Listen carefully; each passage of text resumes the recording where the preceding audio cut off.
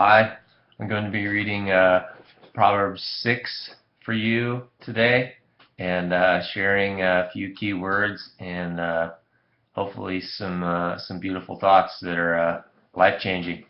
So here's Proverbs 6, and it says, "My son, if you have put up security for your neighbor, if you have struck hands in pledge for another, if you have been trapped by what you said, ensnared by the words of your mouth, then do this, my son, to free yourself. Since you have fallen into your neighbor's hands, go and humble yourself. Press your plea with your neighbor. Allow no sleep to your eyes, no slumber to your eyelids. Free yourself like a gazelle from the hand of the hunter, like a bird from the snare of the fowler. Go to the ant, you sluggard, consider its ways and be wise. It has no commander, no overseer or ruler, yet it stores its provisions in summer and gathers its food at harvest. How long will you lie there, you sluggard? When will you get up from your sleep? A little sleep, a little slumber, a little folding of the hands to rest, and poverty will come on you like a bandit, and scarcity like an armed man. A scoundrel and villain who goes about with a corrupt mouth, who winks with his eye, signals with his feet, and motions with his fingers, who plots evil with deceit in his heart, he always stirs up dissension. Therefore disaster will overtake him in an instant. He will suddenly be destroyed without remedy.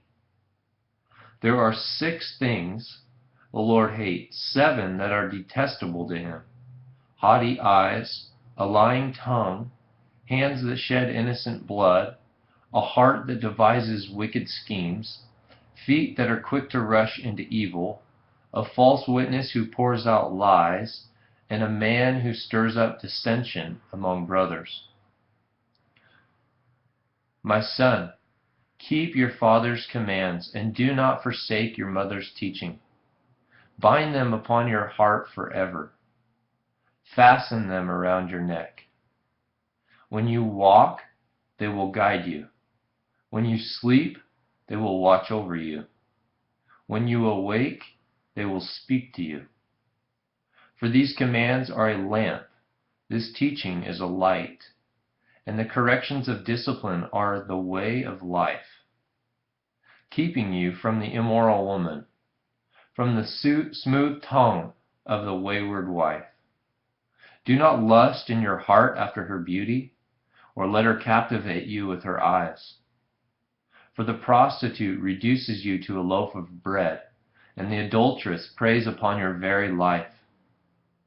Can a man scoop fire into his lap without his clothes being burned?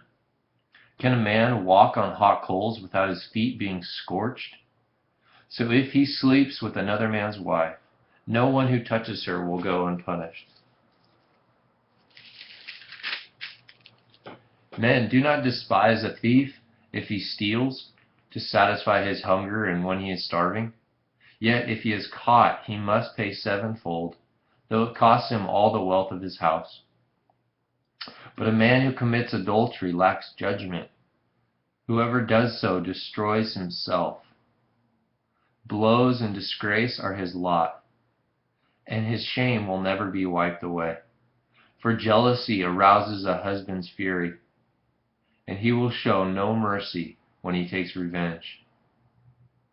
He will not accept any compensation. He will refuse the bribe, however great it is."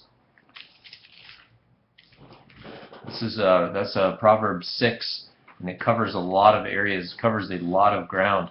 I'll pick a handful here and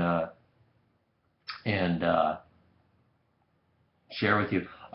Verse 1, it says, "My son, if you have put up security for your neighbor, if you have struck hands in pledge for another, if you have been trapped by what you said, ensnared by the words of your mouth, then do this."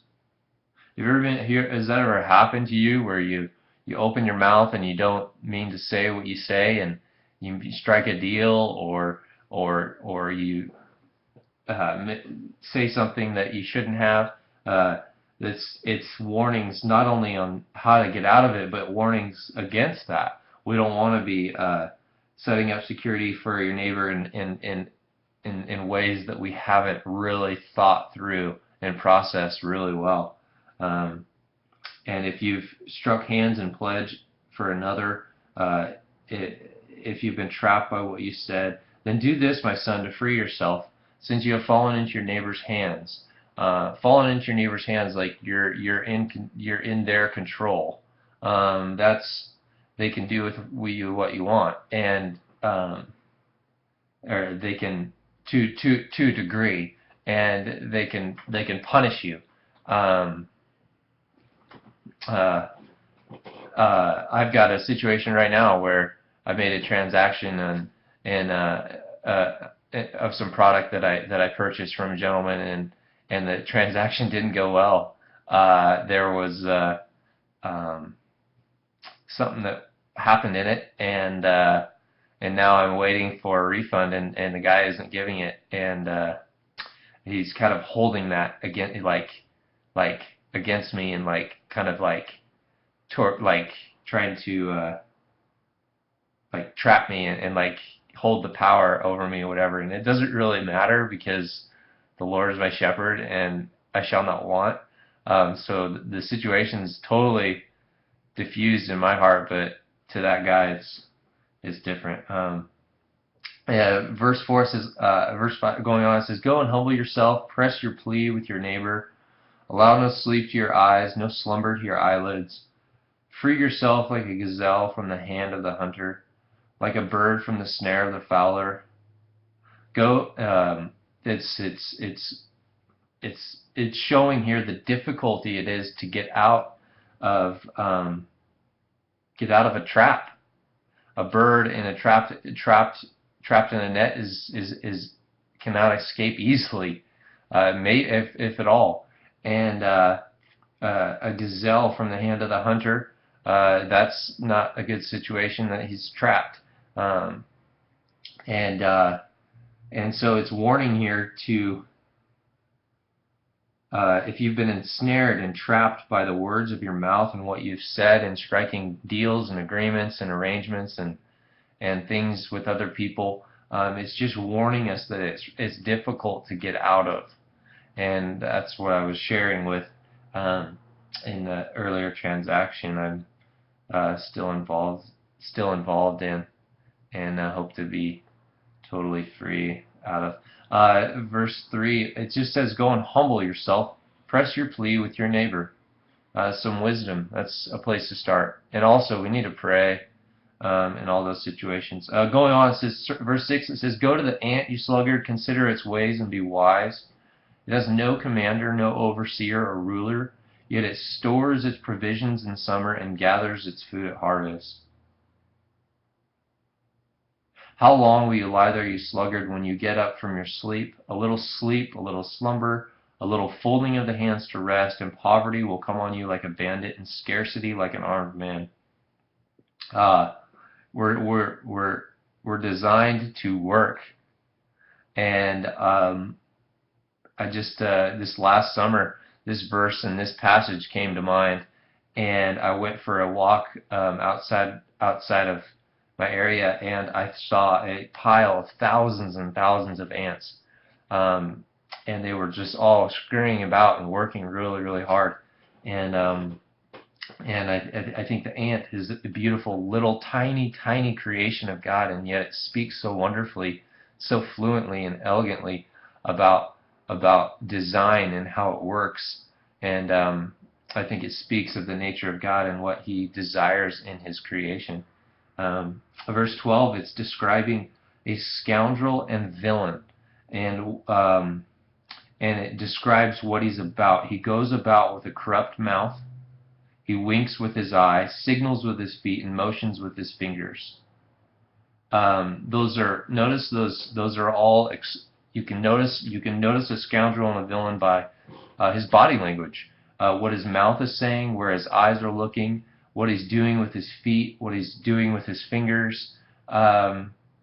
That's all physical body language. And then verse 14, it goes to the inner part of this of the scoundrel and villain, and it says, "Who plots evil with deceit in his heart, he always stirs up dissension." So if you're unsure about who's who and what, if you're in contact with a scoundrel or a villain, notice his body language before contacting him, before interacting with him.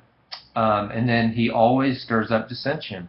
So he's probably fired up about something, or probably complaining. Complaining is maybe another fruit of his heart. And who plots evil with deceit in his heart. So you can just almost kind of smell it. And if you're sober and alert and your mind's sharp, it's almost like you can smell it to a degree. Something doesn't smell right. And this is describing the scoundrel and villain. It says, "Therefore disaster will overtake him in an instant. He will suddenly be destroyed without remedy." There's no fixing that. This is the scoundrel and the villain will be destroyed without remedy. And then the Proverbs just take a huge drastic shift. And I love this part of Proverbs. I enjoy Proverbs so much because they're so plain, so direct, so up in your face, and so easy. They're a lot easier to discern and understand with the help of the Lord, of course. There are 6 things the Lord hates in verse 16, 7 that are detestable to him. This is just telling it plain up. This is 6 things the Lord hates, 7 that are detestable. Despises it. Haughty eyes, a lying tongue, hands that shed innocent blood, a heart that devises wicked schemes, feet that are quick to rush into evil, a false witness who pours out lies, and a man who stirs up dissension among brothers. These are the 7 things, 6 things that the Lord hates, 7 that are detestable to him. And they were also described about the scoundrel and the villain who stirs up dissension and who plots evil with deceit in his heart. He's bearing false witness. He's not doing what is right and what is lovely and true and embracing truth. And verse 20, going on, now this Proverbs in Proverbs 6 shifts into warnings to men, warnings, and women too, yes, but mostly to men I see here. It says, "My son, keep your father's commands and do not forsake your mother's teaching." Why would it say that? Keep your father's commands and do not forsake your mother's teaching. First, let me say, when Jesus is approached and he says, "Your brother and your mother are waiting for you," he says, "Who is my mother and my brother?" And with an outstretched arm, Jesus points to his disciples and he says, "This is my brother and my mother, he who does the will of God." So when it says here, "Keep your father's commands, do not forsake your mother's teaching," this may mean literal teaching, because we've all had some degree of either mother or fathers. Not everyone. There's a lot of orphans on the land, but to a degree, it's saying these are the commands that you've been given, and follow them, trust them, lean on them, and do not deter from them or veer from them, because they'll save your life if you trust them and follow in the way of them. And here it says, "Bind them upon your heart, fasten them around your neck." Those are really close. Like if you think about a physical cavity of a human being, those are the vitals. Those are the vital areas and the organs. And this is where the Proverbs is telling us to keep the commands and the teachings of our fathers and mothers. Bind them on your heart forever and fasten them around your neck. That's the vital area. So right away, the language here is just pivotal, and hopefully helping us to wake up. And so these commands, commands are something that we need to follow. We need to walk in, and they'll give us life if we do so. And the commands are simple. You can go through and read the Proverbs.